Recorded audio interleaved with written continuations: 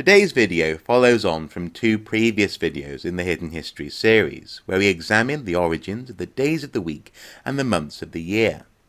These videos prompted several emails to my inbox asking me to examine another chronological conundrum, that is the origin of 24 hours in a day and yet 60 minutes in an hour. Why these different number systems? Well, first of all, archaeology shows us that for a long time people have understood that there are roughly 365-ish days in a year. This calculation could be made by observing the changing and repeating seasons, and also examining how, where, and when patterns repeated in the night sky. The recent discovery of a monument marking the phases of the moon puts formal timekeeping back to the Mesolithic in Scotland. So it seems an awareness of the passage of time is a universally human trait, and the desire to monitor that flow is far from a modern endeavour. A further divided, hourly segmented day, as we might recognise it, has its origins in ancient Egypt. Here the passage of time was monitored using shadows, the oldest known shadow clocks being obelisks dating to around 3500 BC. These shadow clocks divided the day into 10 hours, with 2 additional hours at the beginning and end of the day, the twilight hours, a total of 12.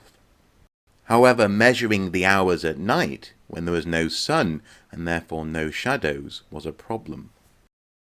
One solution was monitoring the flow of water. Early water clocks were bowls with holes in them, placed in buckets filled with water. As the bowl filled up with water, the time could be monitored. However, varying water pressure meant this was far from accurate.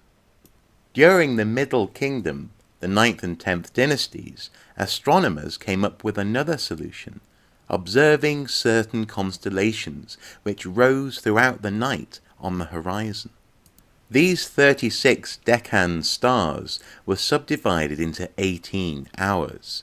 3 hours for twilight at each end of the night meant that the Egyptian astronomers could calculate a 12-hour night. These hours were around 40 minutes long because of the lost time at each end of the scale, but by the New Kingdom, astronomers had refined the system, so day and night had 12 equal hours, totaling 24. This 12-12 or 24-hour system spread throughout the ancient world, and by the 1st century BC, Greek astronomer Andronicus of Cyrus had constructed the Tower of Winds in Athens. This monitored a 24-hour day using sundials and mechanical hour indicators. So that explains why 24 hours in a day, but why not 24 minutes in an hour? Why do we have 60 minutes in an hour and 60 seconds in a minute? Well, since around 3100 BC, the sexagesimal or base 60 counting system has existed, most famously used by the Babylonians, here counting to 59. You see, there are many different possible ways to count. We use base 10, the decimal system. However, another popular way of counting is base 12, the duodecimal system. It's also possible to count with base 60, the sexagesimal system. But how on earth does this work, I hear you cry? Well, we all know you can count to 10 using the digits on your hands. 8 fingers and 2 thumbs equals 10. But the great thing is that's not the only way you can count using your hands. You can also count to 12. You can do this as follows. First of all, get rid of those.